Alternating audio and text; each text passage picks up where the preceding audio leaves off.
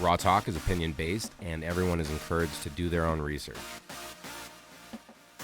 This is part 2 of relationships. Welcome back to Raw Talk. And the question this week stays the same. Who do you love? Do you have self-love? Do you have love for your family? On this episode, I'm going to be diving into friendships and then the big, juicy, romantic relationships.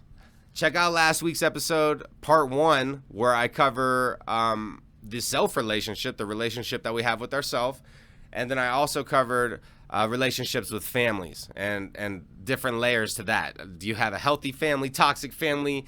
Do you got a chopping block and the cleaver in your hand? Check that episode out to kind of see how I broke that down. But to keep this train moving, I'm going to jump into friendships and then romantic relationships. So like I was concluding on the last one, we don't choose who our family members are, but we do have a choice on who our friends are. And sometimes friends just come into our lives in ways that we don't expect. And I'm getting a little bit older now. I'm 37. So I don't know if I'm really going to be able to make new friendships like the ones that I already have cultivated. I will say that I'm fortunate for my friend group. I've known the majority of them for like 15 plus years. So I've known most of these people since I was like 10, maybe 11. And that's a long time. And I'm also fortunate because I have like 7 close friends that I consider to be my brothers. They're all extended family. I've learned so much from all of them. Some of them have been on the chopping block before, and I should have been on some of their chopping blocks before with my ridiculous behavior that I used to have. But I'm so grateful for my friends, and friends are extremely important, right? Because family doesn't always work out, but we get to choose our friends. So how do we find healthy friendships? And, how do we cultivate those friendships to be lasting? Because it is important to have people that we can rely on beyond like our self motivation and drive that we got. Like we should be able to rely on other people than just ourselves. You could only hope. So with friendships, I'll just be honest. Well, we all know here that I wasn't always a stand-up guy. Like I was doing some stupid shit, and I met some of my friends while doing that, while being an idiot. And we were all idiots. But here's the thing, is all my close friends who are still in my life right now, like we all continued to grow together and we went through the phases in our life together. And all my closest friends now are on the same trajectory that I'm on. Like we're trying to better our lives. We're trying to be bigger individuals, hold the house down, be successful, have some passions, like, finding our purpose in life and then doing our best to fulfill that. And I have an amazing friend group that does hold me accountable and really helped me through some of my hard times. And I did lean on them.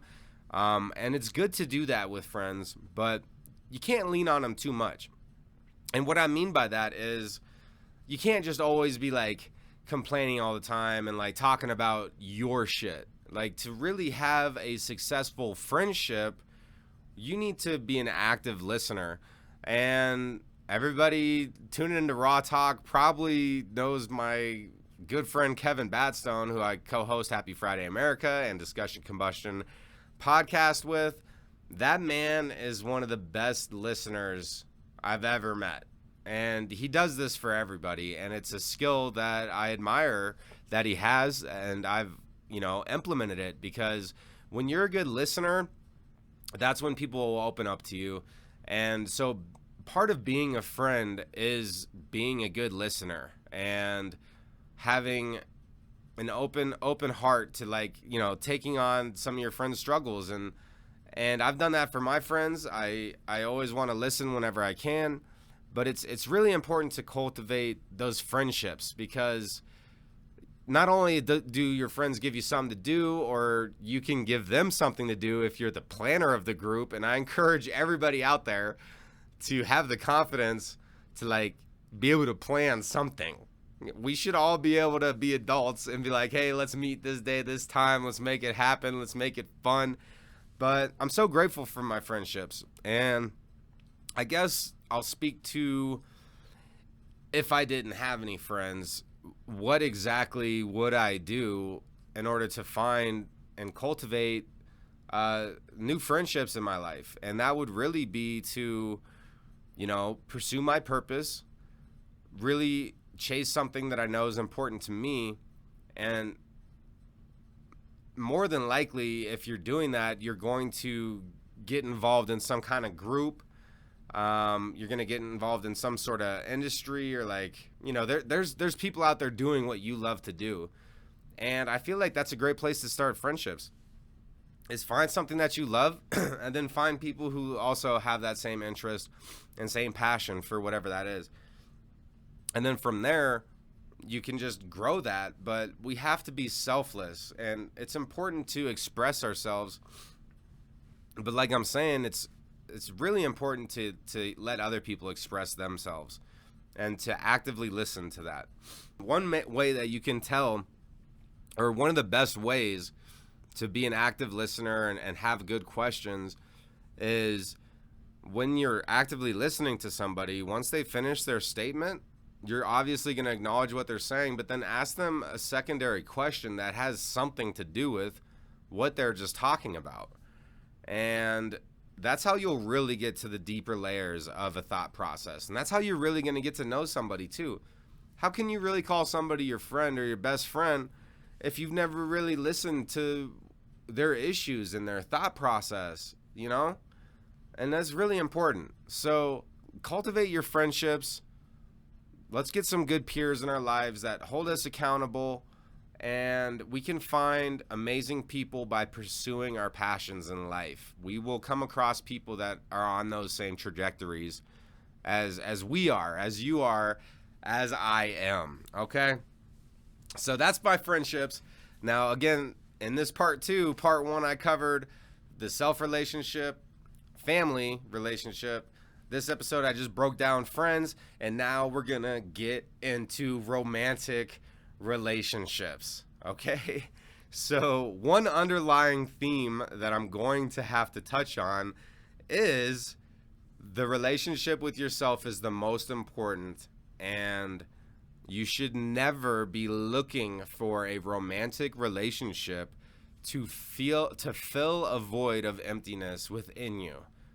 You're going to find an empty relationship. You're going to find somebody who's dealing with the same emptiness that you are, and if you are depending on somebody else to make you feel full, then that's the wrong way to do it. Just to be frank, that's the wrong way. You have to have that self-love before you can truly love somebody else. So before I jump into the romantic relationships, I had to touch on that point, because I think that's one of the most important parts of being in a romantic relationship. Is you are complete coming into this. You have happiness in your life, and you found that by yourself. So I want nothing more than for everybody to have a strong self-relationship and have that self-love and love in your life that you create. You create this love. You create this energy. I want that so bad for everybody. But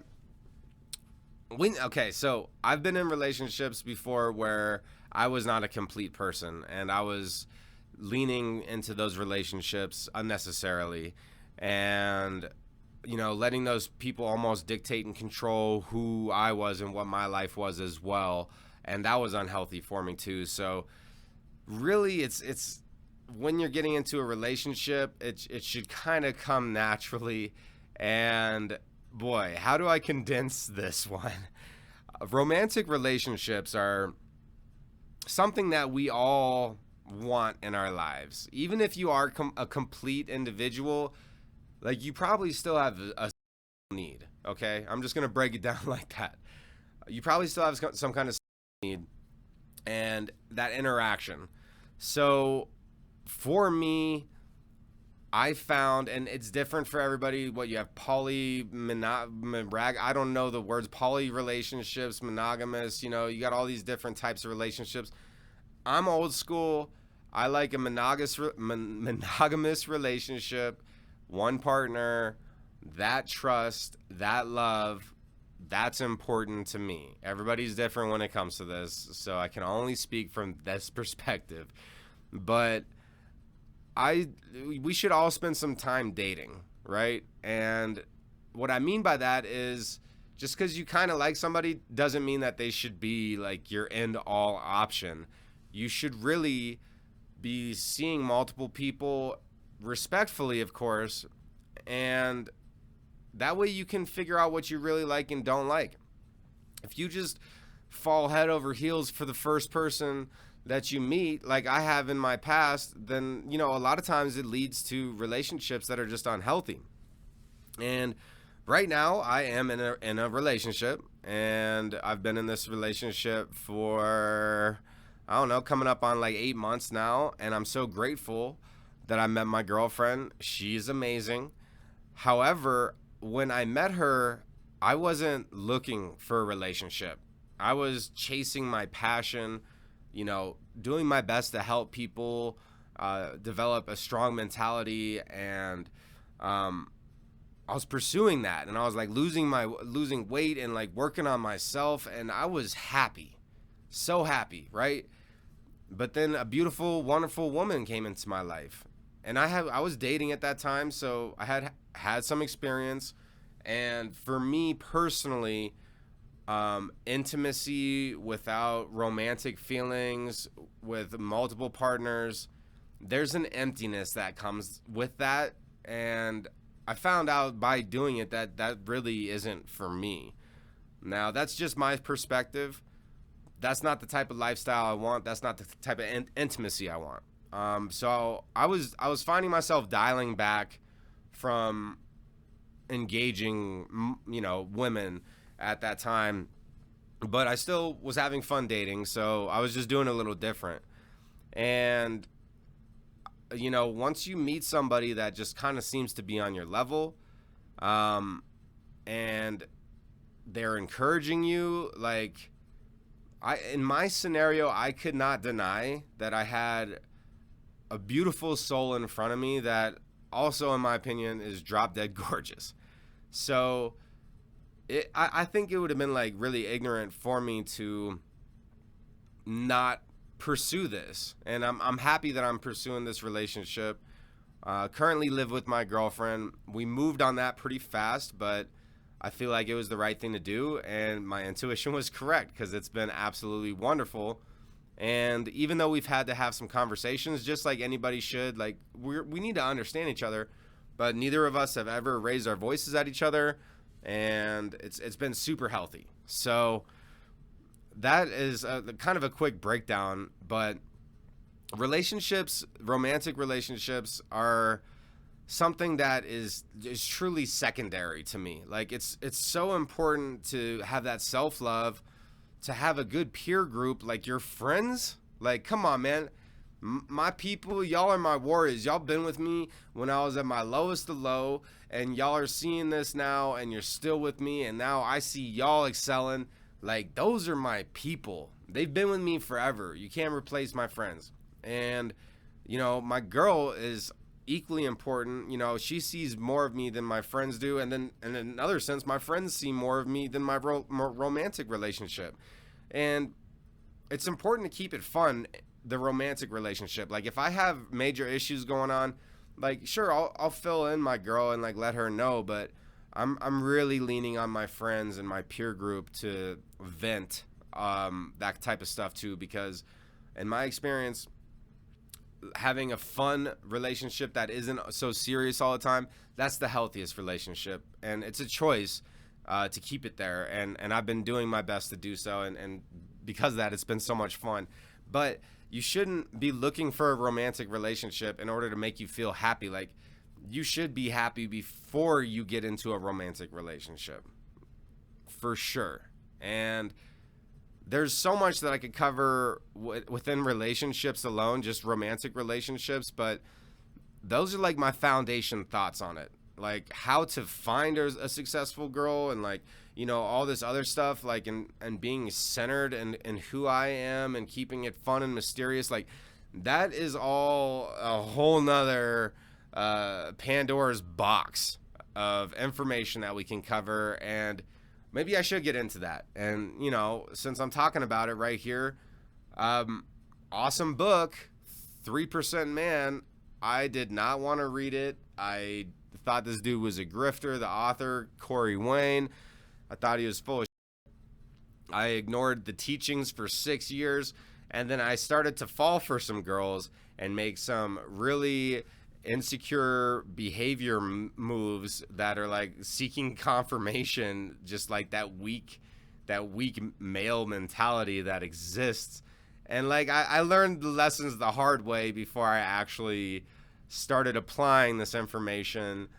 But what's crazy about that is that it didn't just change the way I looked at relationships romantically. It changed the way I viewed all relationships. And it also helped me fundamentally change what I consider to be this centered, immovable mountain version of Arthur Rawe. And I'm still constantly working on that version every single day. Every single day I'm working on staying centered and being the best version of me that I can. And that's that self-love relationship. Man, I could easily keep going off on this, but who do you love? Do you love yourself? Do you love your family? Do you love your friends? Do you love your counterpart, your romantic counterpart? I hope that you can answer yes to all those. If not, the place to start is with yourself, and I believe in that you can find prosperity within your thought processes, and you can find prosperity within your social groups, and we can cultivate and grow beautiful relationships in our lives. I'm so thankful for my girl too, Paola. I love you, baby. You are amazing. Who do you love? Thanks for tuning in to Raw Talk. I'll be coming back at you again next week. Let's go.